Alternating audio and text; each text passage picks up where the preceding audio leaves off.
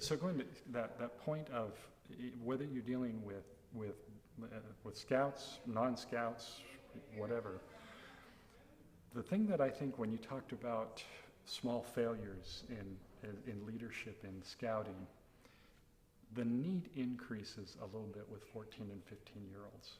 My wife actually was recommended a book by the high school, the middle school principal, middle school years being those 2 years as well. The book is called The Gift of Failure.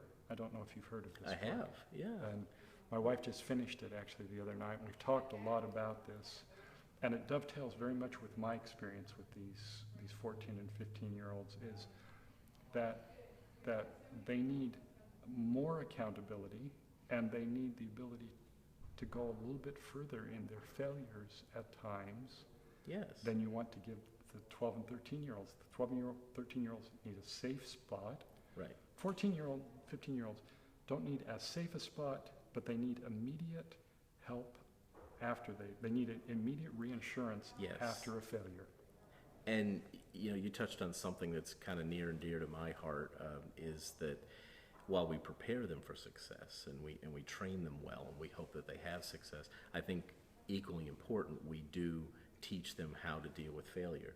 Failure is a part of life. It is. From a young age to an old age, we all fail, we continue to fail. And you look at the great people in history, and on balance, they tended to have more failures than they did successes. So the lesson then becomes, how do you get over the failure? What do you learn from that? How do you go on? And when I do boards of review, I'll challenge the older boys and I'll say, what's the big deal about Eagle Scout? Because they all say, I'm going for that eagle. And they talk about the resume and they talk about this and that, and even talk a little bit about success. And I said, let me share with you, when I received my eagle over the years then, what it's meant to me. I said, it taught me how to handle failure.